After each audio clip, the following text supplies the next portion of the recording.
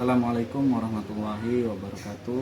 Perkenalkan, nama saya Ponco Hadiswanto dari kelas A pagi semester 2 Fakultas MIPA dan Teknologi Prodi Pendidikan Teknik Informasi.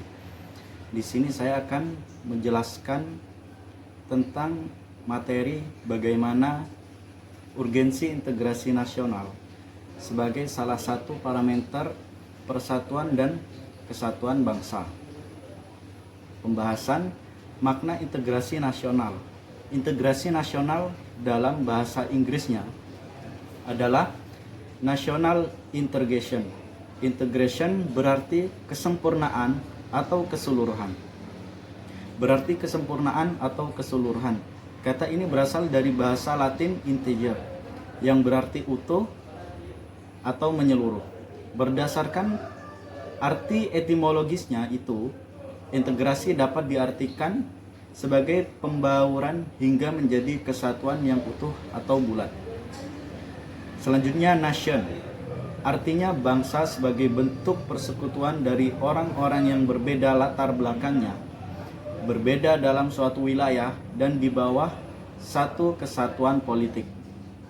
Menurut para ahli, yang pertama yaitu menurut Safruddin Bahar tahun 1996, upaya menyatukan seluruh unsur suatu bangsa dengan pemerintah dan wilayahnya. Kemudian yang kedua menurut Rizal Nur Arfani tahun 2001. Beliau mengatakan pembentukan suatu identitas nasional dan penyatuan sebagai kelompok sosial dan budaya ke dalam suatu kesatuan wilayah. Kemudian yang ketiga menurut Kurana tahun 2002. Beliau mengatakan bahwa kesadaran identitas bersama di antara warga. Kemudian yang keempat menurut Ramyan Surbakti tahun 2010. Proses penyatuan berbagai kelompok sosial budaya dalam suatu kesatuan wilayah dan dalam suatu identitas nasional. Nah, kemudian masuk ke jenis integrasi. Di situ terbagi menjadi 3. Yang pertama, integrasi politik. Nah, integrasi politik itu sendiri terbagi menjadi 2, yaitu dimensi vertikal dan dimensi horizontal. Kemudian jenis yang kedua yaitu integrasi ekonomi.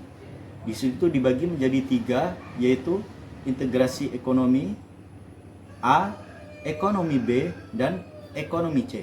Kemudian jenis yang ketiga adalah integrasi sosial budaya.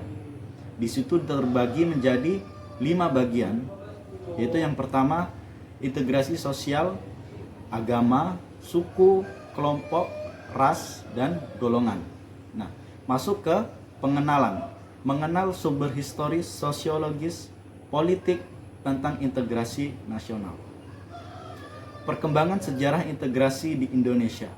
Model integrasi Impremium Majapahit, model integrasi pertama ini bersifat kemaharajaan atau Impremium Majapahit.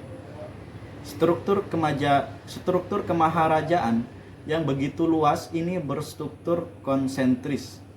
Dimulai dengan konsentris pertama, yaitu wilayah ini Kerajaan Nagarungung, Pulau Jawa dan Madura, yang diperintah langsung oleh raja dan saudara-saudaranya. Kemudian yang kedua, model integrasi kolonial, model integrasi kedua atau lebih tepatnya disebut dengan sebutan integrasi atas Hindia Belanda, baru sepenuhnya dicapai pada awal abad ke-20.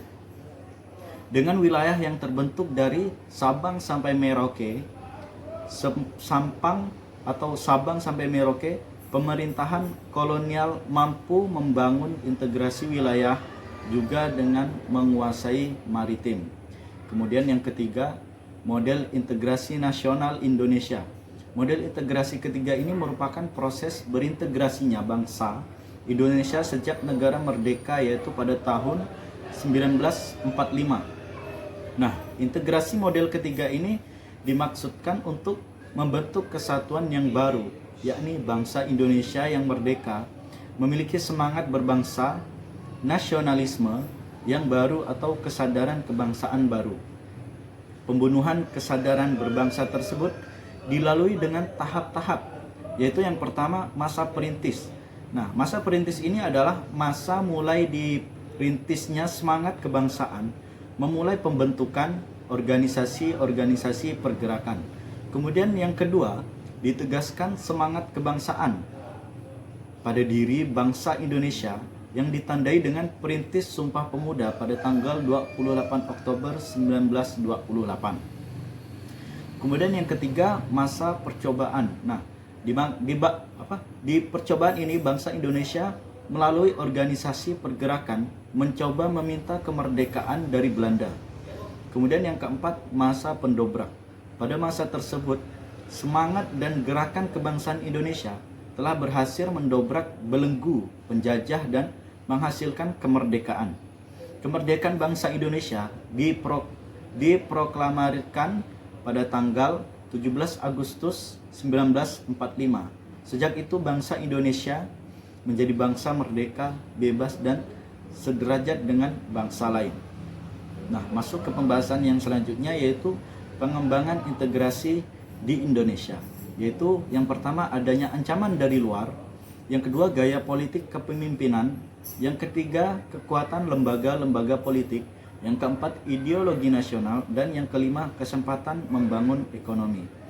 Masuk ke materi yang selanjutnya, yaitu dinamika integrasi nasional di Indonesia. Nah, di sini dibagi menjadi 5 bagian. Integrasi bangsa, yang kedua integrasi wilayah, yang ketiga integrasi nilai, yang keempat integrasi elit, kemudian yang kelima integrasi tingkah laku perilaku negatif. Yang selanjutnya, tantangan dalam membangun integrasi. Dalam dimensi horizontal, tantangan yang ada berkenaan dengan pembelahan horizontal yang berakar pada perbedaan suku, agama, ras, dan geografi. Sedangkan dalam dimensi vertikal, tantangan yang ada adalah berupa celah perbedaan antara elit dan massa, di mana latar belakang pendidikan, kekotaan menyebabkan kaum elit berbeda dari massa yang cenderung berpandang tradisional. Nah, kesimpulannya adalah integrasi bangsa diperlukan guna membangkitkan kesadaran akan identitas bersama, menguatkan identitas nasional, dan membangun persatuan. Sekian dari saya. Jika ada kesalahan, saya mohon maaf. Assalamualaikum warahmatullahi wabarakatuh.